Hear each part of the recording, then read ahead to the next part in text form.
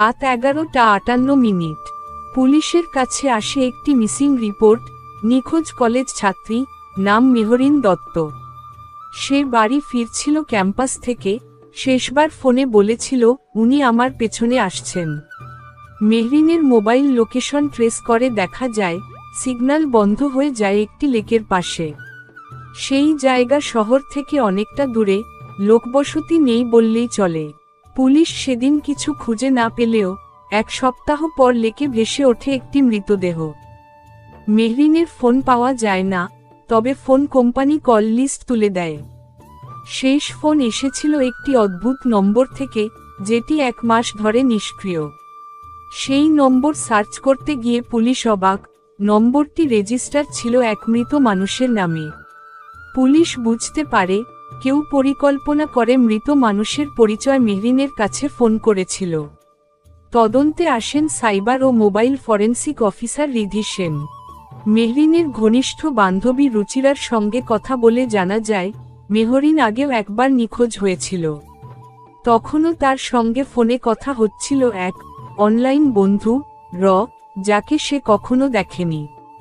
সেই বন্ধুর নাম ছিল রায়ান, যার আইডি ও নম্বর সব ভুয়া। রিধি বুঝতে পারেন মেহরিন টার্গেট হয়েছিলেন কোনো ডিপফেক প্রেমের ফাঁদে, এবং যে ফোন নম্বর থেকে ফোন এসেছিল তা অ্যাপ ব্যবহার করে কৃত্রিমভাবে চালু করা হয়েছিল। রিধি অনুসন্ধানে বের করেন মেহরিনের কলেজের এক শিক্ষক সৌরভ সরকার আগেও 2 ছাত্রীকে গাইড করতে গিয়ে অভিযোগ পেয়েছিলেন। সিসিটিভিতে দেখা যায় মৃত্যুর আগের দিন রাত 8টার পর মেহরিন তার সঙ্গে কলেজ ছেড়েছিলেন। কিন্তু সৌরভ দাবি করেন সে মেহরিনকে বাসস্ট্যান্ডে নামিয়ে দেন। মোবাইল ডেটা বিশ্লেষণে দেখা যায় সেই নিষ্ক্রিয় নম্বর থেকে কল এসেছিল তার ওয়াইফাই আইপি থেকে। অর্থাৎ রায়ান আসলে সৌরভই ছিলেন যিনি মেহরিনের উপর মানসিক খেলা খেলেছিলেন। রিধি পুরো ফোন চ্যাট ও মেসেজ রিকভার করে দেখেন সৌরভ মেহরিনকে প্রেমের অভিনয় করতেন ছদ্মনামে। তিনি ধাপে ধাপে মেহরিনের বিশ্বাস জিতে এক রাতে তাকে ভুল পথে ডেকে নিয়ে যান। লেকের ধারে মেহরিন হয়তো সব বুঝে ফেলেছিল, তাই তাকে হত্যা করা হয়। রিধি চ্যাটের শেষ লাইনে দেখে মেহরিন লিখেছিল, তুমি কি সত্যি আছো, না শুধু ভয়?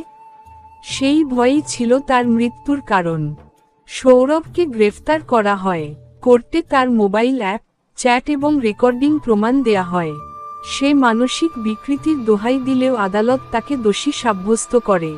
রিধি প্রেস কনফারেন্সে বলেন, মোহের নামে মিথ্যা প্রেম একদিন সত্যি মৃত্যু ডেকে আনে। মেহরিনের পরিবার এখনও বিশ্বাস করতে পারে না সেই শিক্ষকের মুখে ছিল এক আত্মার মুখোশ।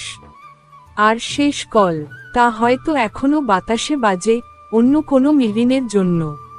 ফেসবুকে ফলো করুন শেষ চিঠি crime stories. YouTube channel subscribe করুন শেষ চিঠি। নতুন রহস্য গল্প পেতে বেল আইকন অন করে রাখুন।